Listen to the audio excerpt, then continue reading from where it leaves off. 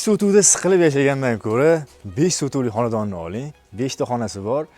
Eskiroq hovli, lekin fayzli hovlidan qo'ymasin. Mana shu orqamizdagi 14-30 fasadga ega xonadonimiz sotilyapti. Fayzli, yaxshi qurilgan xonadonimizda turgan manzilimiz ham zo'r. Yashnobod tumani, Oquy deb ko'pchilik biladi. Bunyodkor mahallasi bo'ladi. Visol ko'chasi. Qaranglar, ko'chamiz juda ham keng. Suv, gaz, svet, kanalizatsiyadan muammo yo'q. Orientirni berib o'taman.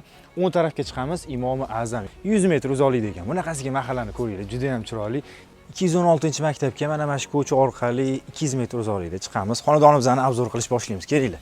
Bismillah, kirib kelamiz. Mana shunaqa fayzli xonadonimiz, G-obrazli binolarimiz tushgan.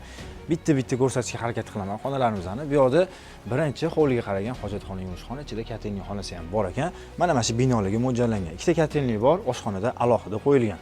Bu yerdan katta mehmonxona, yotoqxona alohida qilingan, o'rtasida sanuzeli bor. Ko'rishingiz mumkin, sharoitlari yaxshi.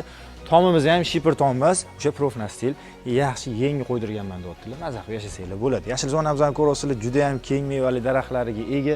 Tapchani zonalarimizga baho berasizlar. Tepalari navis qilingan, bu yerga ham mashina qo'yib qo'yibdilar. Qaranglar, u tarafda alohida katta mehmonxona, yotoqxona va bitta alohida oshxonasi o'zini barcha jihozlari bilan birga. Xonadonimizda ko'rgan hamma jihozlaringizni shundoq qoldirib ketaman dedilar uy egalari. Fayzli xonadonimizni narxini 5 sotuvga yaxshi 175 ming dollarga kelasizlar, gaplashasizlar, ustida yana kelishtirsanglar bo'ladi. Yumshoq odamlar ekan. Fasadini eslatib o'taman, 14-30 tashqaridan bo'lsa, ichkaridan, ya'ni quyi qismimiz ozgina o'zgaradi. 16-80 metr bo'ladi. Umumiy olganimiz ichkariga 32 metr, 5 sotuvli xonadonimiz. Kelinglar, gaplashinglar.